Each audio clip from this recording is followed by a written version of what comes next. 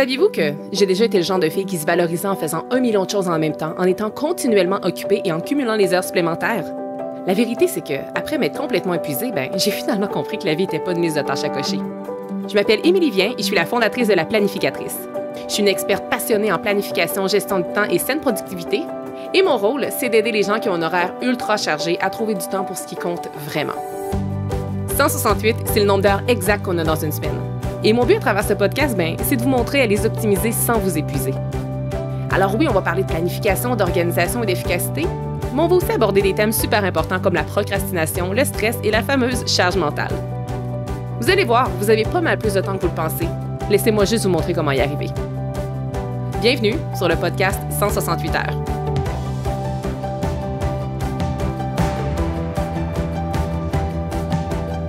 40e épisode déjà pour le podcast 168 heures. Merci d'être ici. Et aujourd'hui, je vous présente 25 choses que je ne fais pas et qui pourtant me permettent d'être beaucoup plus productive et d'accomplir beaucoup plus de projets.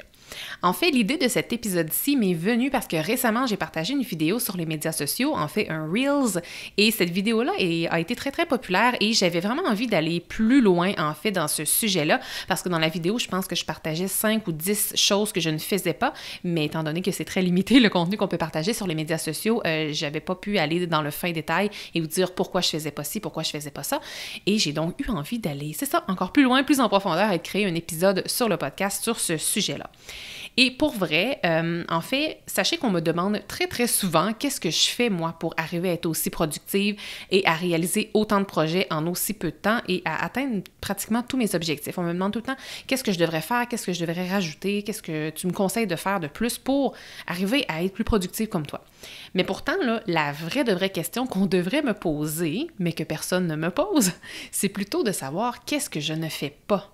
Parce que je trouve que la plupart des gens tentent souvent d'ajouter des choses dans leur vie pour s'améliorer, peu importe la facette de la vie qu'on va améliorer, alors que la clé, c'est souvent d'en enlever. On entend souvent cette expression en anglais qui est « less is more », puis je trouve qu'elle est vraiment plus puissante en anglais, cette expression-là. C'est pour ça que je l'ai dit comme ça, mais gardez ça en tête et c'est pour ça qu'aujourd'hui, je vais vous sensibiliser par rapport au fait que si vous voulez réaliser plus de choses, si vous voulez accomplir plus de trucs et être plus productive, la solution, c'est peut-être pas d'ajouter des choses. La solution, c'est sûrement d'en enlever. J'ai donc dressé une liste de 25 choses que je ne fais pas. Et le fait de ne pas les faire, ça me permet, comme je vous disais, d'être hautement plus productive et de justement réaliser plus de projets que la plupart des gens en font. Et pour vrai, si je peux y arriver, moi, vous le pouvez assurément aussi. Alors, mon but à travers cet épisode, ce 40e épisode, c'est surtout, mais surtout pas de vous faire sentir mal par tout ce que vous ne faites peut-être pas déjà, ou bien peut-être des choses que vous faites vraiment beaucoup puis que moi je dis que je fais pas. Le but de cet épisode-ci, c'est aucunement de vous faire sentir mal, mais plutôt de vous inspirer. Parce que pour vrai, il y a 5 ans, là, toute la liste que je vais vous dire, c'est toutes des choses que je faisais sur une base quotidienne. Alors, si à la fin de cet épisode-ci, vous retenez 1, 2 ou peut-être même 3 trucs que vous pourriez mettre en place ou 3 choses que vous pourriez juste retirer de votre quotidien, eh bien, vous allez vraiment devenir rapidement plus productive et vous allez constater certainement une amélioration dans la réalisation de vos projets. Alors, moi, je vous nomme 25 choses que je ne fais pas, mais si vous pouvez en retenir juste 1, 2 ou 3, c'est déjà une immense amélioration et surtout, allez surtout pas essayer de mettre ces 25 affaires-là, en fait, pas de les mettre en place, mais plutôt essayez surtout pas de les supprimer de votre quotidien du jour au lendemain. Ça ne fonctionnera pas, le volume est trop grand. Alors laissez-vous tout simplement inspirer. Alors allons-y. La première chose que je fais pas, c'est de procrastiner de manière excessive. Je suis une ancienne procrastinatrice extrême. Je faisais pratiquement juste ça de mes journées, mais je m'en rendais pas compte. Et aujourd'hui, maintenant que je connais les conseils, les trucs et les astuces qu'on peut mettre en place pour arrêter de procrastiner, eh bien, j'ai arrêté de le faire. J'ai arrêté de procrastiner de manière excessive. Et si jamais la procrastination est un défi pour vous, je vous invite à écouter l'épisode 23 du podcast. Je vais mettre le lien dans les show notes qui s'intitule « Voici pourquoi vous procrastinez ». Puis je donne aussi des trucs pour arrêter de le faire. J'ai aussi une formation, j'en parle plus souvent, là, mais j'ai une formation en ligne qui est vraiment précise, qui s'appelle « Vaincre la procrastination ». Je vous partage un paquet de trucs ultra concrets que vous pouvez mettre en place pour arrêter de procrastiner si jamais vous désirez, comme moi, mettre la procrastination de manière excessive de côté pour avancer davantage. La deuxième chose que je ne fais pas, c'est de me laisser distraire par les médias sociaux de manière non productive. Est-ce que je vais sur les médias sociaux? Oui, je fais partie de cette génération-là, j'y vais. Par contre, je ne laisse pas les médias sociaux me contrôler et je vous donne un exemple très concret. Depuis plus d'1 mois, je ne vais plus du tout sur les médias sociaux avant midi et ce, même la fin de semaine. Si jamais vous voyez que je suis connectée les matins, bien, ça se peut que ce soit mon adjointe à ce moment-là, ce n'est pas moi. Parce que depuis 1 mois, pour vrai, je pense que j'ai peut-être dérogé une fois, là, pour vrai, depuis le dernier mois, puis j'y vais pas. Puis honnêtement, je me sens tellement libre de faire ça, puis je suis vraiment fière de moi aussi. Puis si jamais vous êtes intéressé par ce truc-là, mais qu'en même temps, vous vous dites « Hey, je serais pas capable », j'ai juste envie de vous dire ça. C'est qui a le contrôle sur votre temps? Est-ce que c'est vous ou votre cellulaire? Ou les médias sociaux? Moi, un certain temps, je me rendais compte que c'était peut-être un peu les médias sociaux, puis j'ai vraiment pas aimé ça. Je me suis dit, c'est pas vrai qu'un objet va me contrôler. Donc, juste ça, pour moi, ça a été une très grande source de motivation pour juste ne plus aller sur les médias sociaux pendant la matinée. Et pour vrai, moi, le matin, c'est vraiment ma période de génie, la période où je suis la plus concentrée, la plus focus. Donc, c'est fou à quel point je suis plus productive depuis que je fais ça. La troisième chose que je ne fais pas, c'est de hésiter à déléguer des tâches lorsque c'est nécessaire. Lorsqu'il est temps de déléguer, on se dit souvent 3 choses, puis je me les suis dites très, très souvent. On se dit souvent, j'ai pas les moyens, j'ai pas le temps, puis ça ira plus vite si je le fais moi-même. Mais dans les 3 cas, nous sommes perdants lorsque nous ne déléguons pas. Et pour vrai, moi, je pense qu'une partie du succès de mon entreprise, c'est que j'ai commencé à déléguer, moi, dès le début, et ce, bien avant d'avoir les moyens. Dans ma première année, déjà là, je déléguais déjà parce que je le savais qu'en déléguant certaines choses, que j'allais pouvoir me concentrer sur ma zone de génie et que c'est en me concentrant sur ma zone de génie que j'avance mes objectifs, que je me sens productive, que je me sens accomplie et finalement que je génère plus de revenus. Alors voilà. Maintenant, la 4e chose que je ne fais pas, c'est de passer trop de temps sur des activités qui sont non prioritaires. Sachez que ne pas connaître ses priorités, c'est un petit peu comme se rendre à Rome sans itinéraire. Pour vrai, je trouve que lorsqu'on ne connaît pas nos priorités, puis je l'ai déjà fait, là, alors ne vous sentez aucunement pas mal, je suis déjà passée par là, mais je trouve que de ne pas connaître ses priorités, c'est un peu une façon d'auto-saboter son avancement. Puis je peux même déjà prédire la fin de l'histoire, là, il va y avoir absolument une absence de sentiment d'accomplissement à la fin. Et si je veux dire, la gestion des priorités, je pourrais en parler pendant 4 heures sans arrêt. C'est vraiment pas un passion qui me sujet, mais un sujet qui me passionne. Et sérieusement, si vous n'avez pas encore écouté mon webinaire gratuit sur la gestion des priorités, je donne vraiment du contenu concret, du contenu riche et vous repartez vraiment avec des outils. Je mets le lien dans les show notes, mais webinaire gratuit, il y a plusieurs dates de disponibles, plusieurs heures de disponibles et je vous encourage vraiment à l'écouter si jamais vous avez envie, comme moi, d'arrêter de passer trop de temps sur des activités qui sont non prioritaires. 5e chose que je ne fais pas, c'est ne pas planifier par manque de temps. Donc oui, je me proclame comme étant une experte en planification, tout le monde m'appelle la planificatrice, mais ça m'arrive à peu près 2 à 3 semaines par année là, de ne pas planifier ma semaine par pure paresse ou parce que je me trouve des excuses.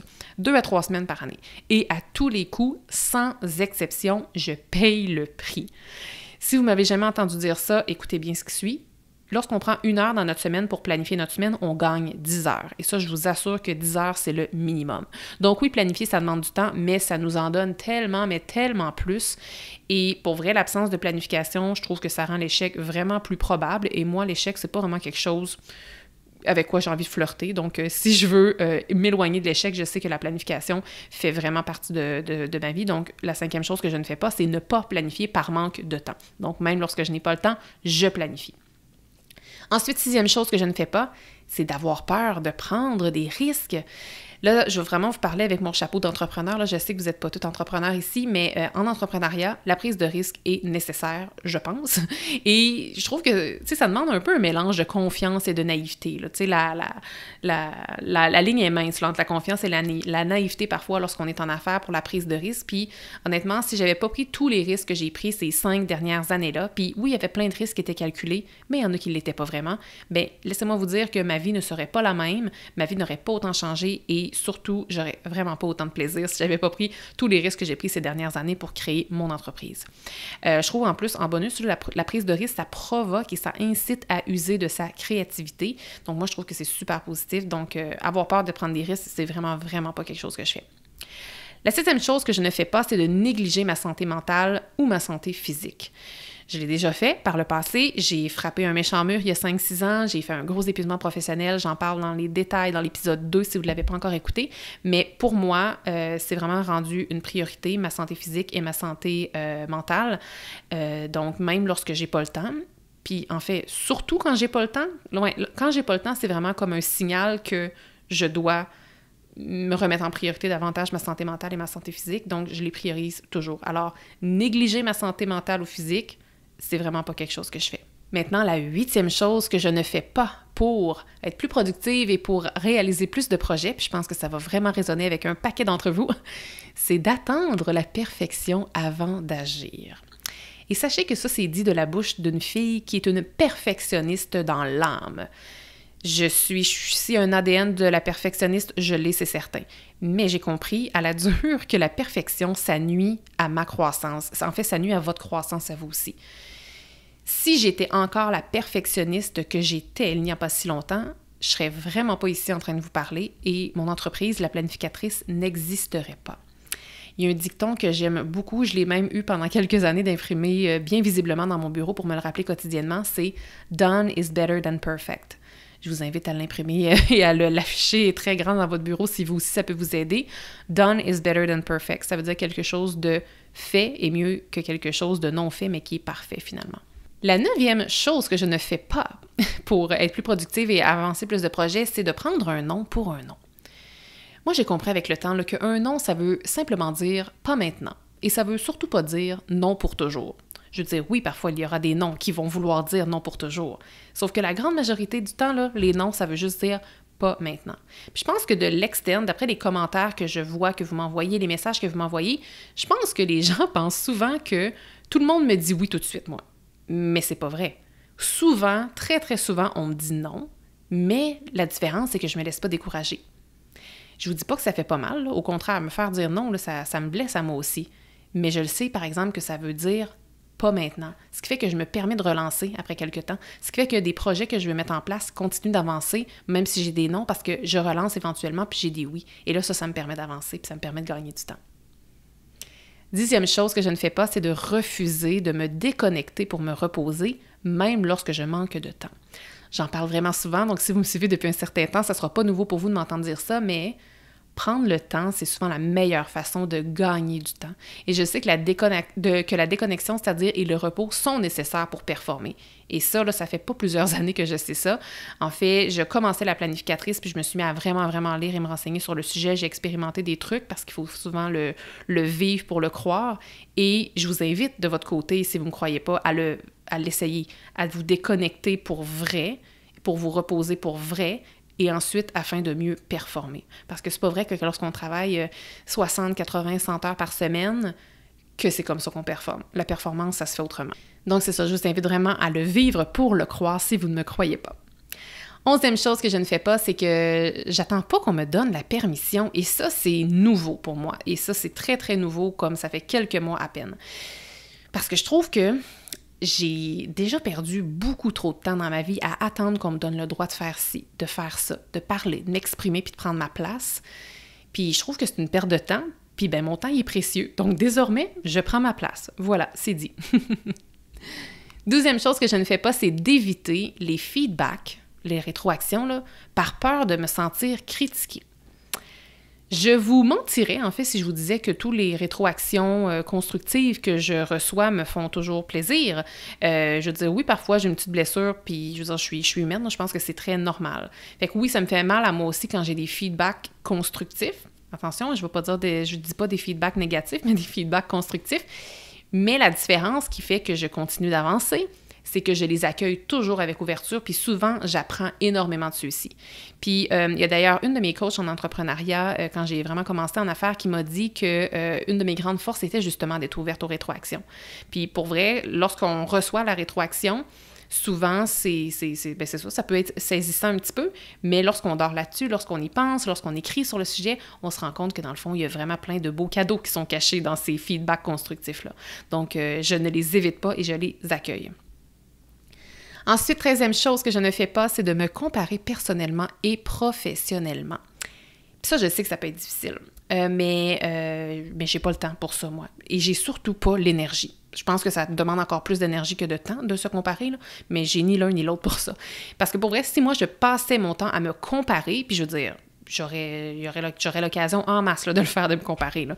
Je serais sûrement en petite boule sur mon tapis en train de pleurer. Pourquoi? Parce qu'il va toujours y avoir là, des femmes qui vont être plus belles que moi, plus épanouies, plus intelligentes, plus riches, meilleures dans toutes les autres sphères de leur vie. Tu sais, des meilleures mamans, des meilleures blondes, des meilleurs que moi dans leur domaine aussi. Mais c'est une chose qui est certaine, c'est que je suis consciente que personne qui peut faire ce que je fais à ma façon. Alors, me comparer personnellement et professionnellement, c'est quelque chose que je ne fais pas. La 14e chose, maintenant, c'est de passer beaucoup de temps sur les écrans, par exemple les séries télé et toutes ces choses-là. Ça non plus, je n'ai pas de temps pour ça. Et ça, c'est un choix.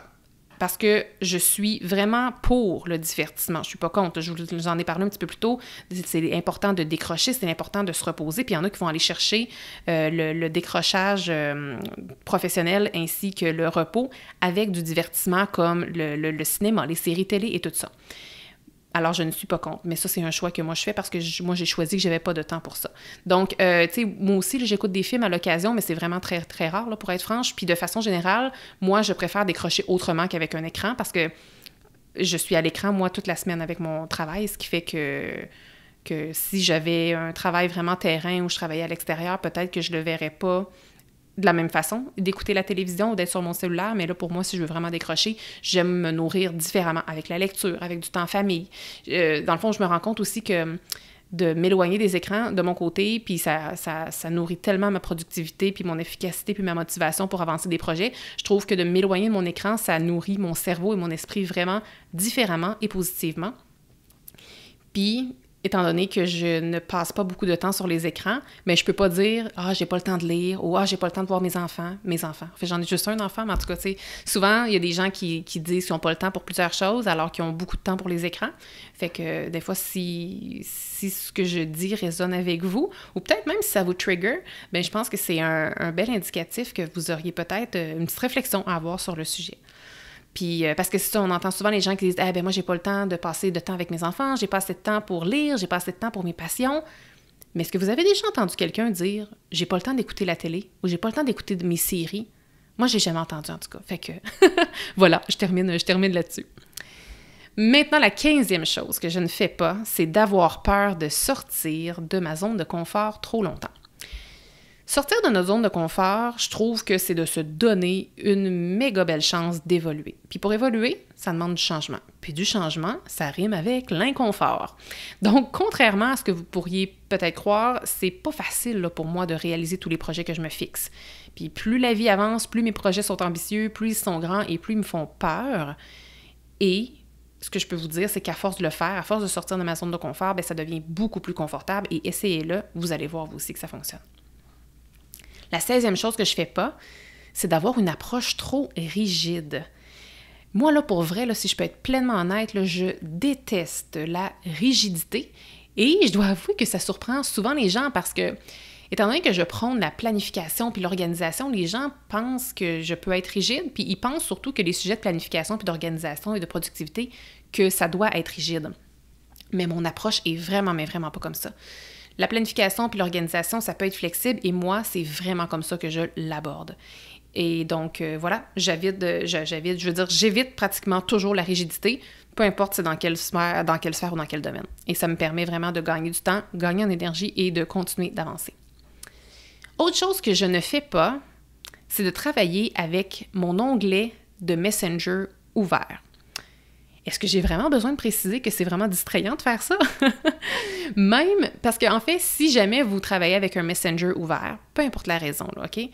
Même si vous vous sentez productive en ayant votre Messenger ouvert, puis là, je parle de Messenger, mais ça pourrait être Teams, ça pourrait être Slack, ça pourrait être peu importe la forme de messagerie, là, puis ça s'applique aussi très bien pour les courriels, là, que vous soyez avec Outlook ou Gmail.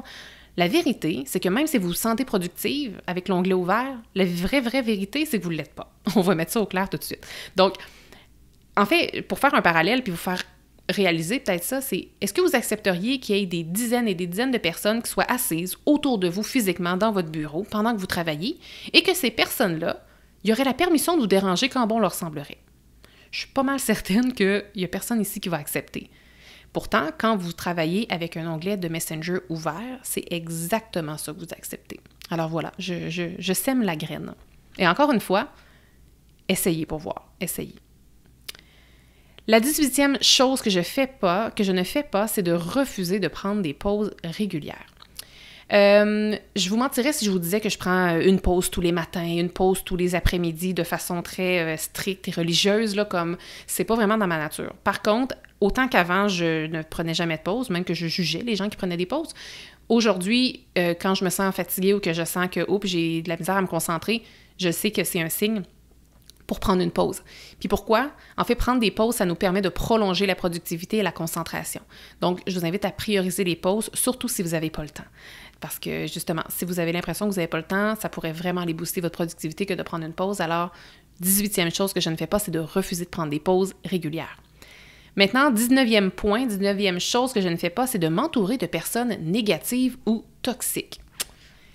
Et la seule chose que j'ai à vous dire en lien avec ça, c'est que j'ai vraiment pas le temps pour ça, ni l'énergie. On dirait que ça revient beaucoup, hein, ça, le fait que j'ai pas le temps pour ça, ni l'énergie pour ça. Puis là, je parle de personnes négatives, puis ça peut être des vraies connaissances, des gens que vous connaissez pour vrai, mais ça peut être aussi des personnes que vous connaissez pas, là, comme sur votre fil de médias sociaux, les nouvelles, hein, les nouvelles, je veux dire...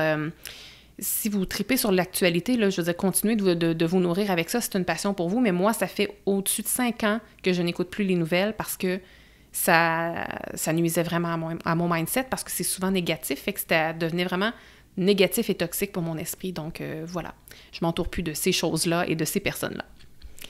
20e chose que je ne fais pas et qui m'aide à être plus productive et à accomplir plus de projets, c'est de perdre du temps à me plaindre au lieu de trouver des solutions. Moi, là, avant, là, ce que je faisais toujours, c'est ça. Je me victimisais et quand il arrivait quelque chose, je m'en rendais pas compte, là, mais j'étais toujours en mode victimisation, je me plaignais, nanana, il arrive ci, il arrive ça, c'est pas juste, il aurait dû m'aviser avant, c'était pas supposé se passer comme ça, etc., etc., etc. Ça, c'est le mode victimisation. D'ailleurs, si vous avez fait le défi 5 jours pour débuter l'année avec clarté, j'ai un super bel épisode sur la victimisation. Je pense que c'est l'épisode 33. Voilà, mais j'en parle et c'est un beau sujet, là, un beau sujet que j'aime vraiment parler parce que j'étais vraiment dans cette position-là auparavant.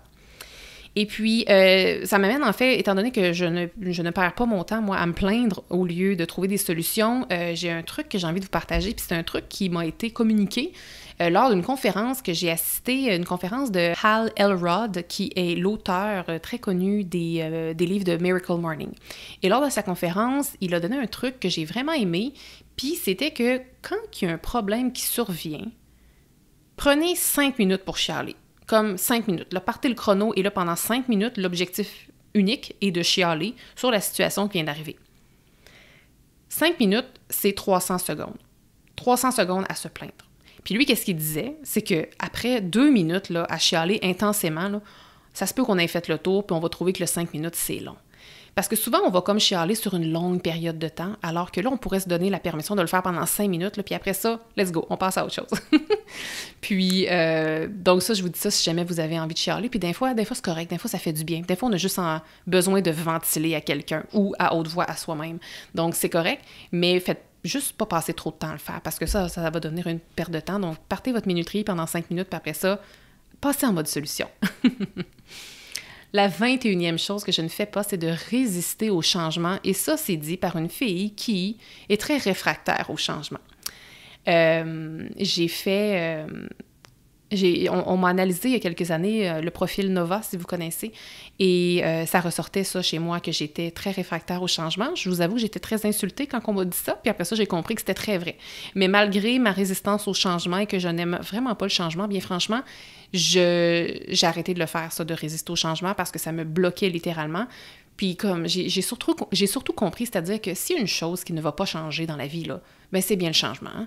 Donc voilà, j'ai arrêté de résister au changement et je suis beaucoup plus dans la proactivité et je gagne beaucoup plus de temps et je réalise tellement plus de choses. 22e chose que je ne fais pas, c'est de manquer de clarté dans la communication. Moi, je trouve là, qu'une communication qui n'est pas claire, là, ça peut coûter vraiment très, très cher, en argent et en temps.